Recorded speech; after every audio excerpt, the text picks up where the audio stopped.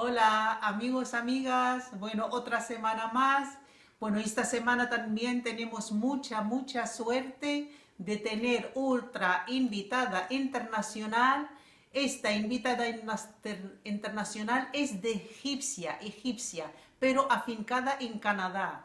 Ella es Nada El Masriya, así es, el Masriya de Masr, digamos, de Egipto. Nada El Masriya, ya lo pondré para que la podáis seguir también en el Face. Esta gran estrella, ella cada día casi sube lo que son movimientos y técnica. Vayan y miren en el Face, la verdad podéis aprender mucho de esta mujer artista. Me encanta cómo baila, muy fresca.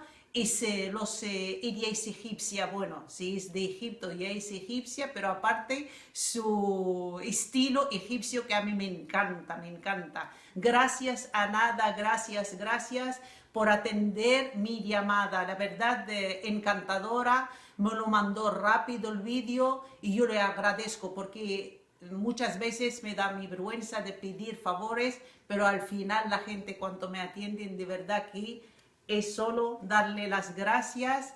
Así que vamos a aprender, es una mini, digamos, esa así que es para aprender un movimiento que nos está enseñando, a ver si practicamos, porque ahora estamos en casa, en cuarentena, y tenemos que ocupar nuestro tiempo, así que seguiremos aprendiendo. Gracias a todos por seguir a la torbellina y feliz fin de semana y hasta la próxima. ¡Mua!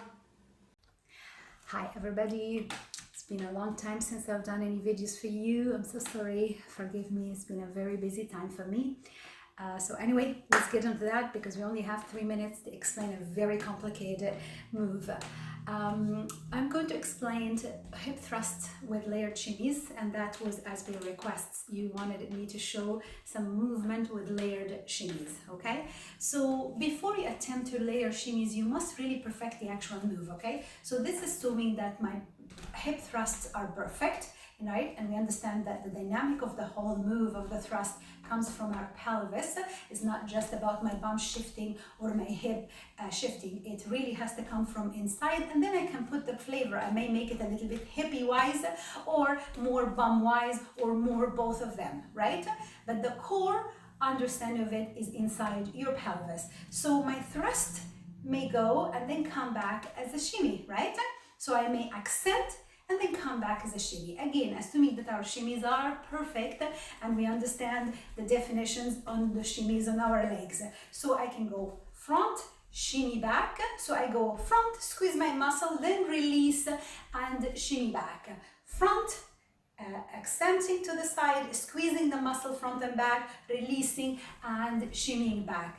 Or I could shimmy out and then accent in. So shimmy out, accent in, shimmy out, accent. So I start by relaxing and then squeezing, okay? Relaxing, then squeezing, relaxing, then squeezing. It's the opposite of the first one.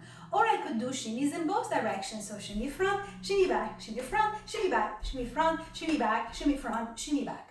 Okay, let's do it on this direction. So accent, shimmy back, accent, release, shimmy back, accent, release, shimmy back. Or I could shimmy out, so relaxing, then accenting and holding the muscle in.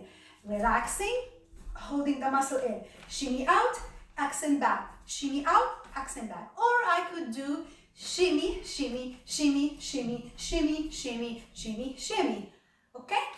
Now let's take that move with the layered shimmies here and let's turn it into a different style. This is if I'm doing oriental. What about if I'm doing it shabby? Then the mechanism of the pelvis has to be more open to the front instead of the side, okay? When we did oriental, we did to the side.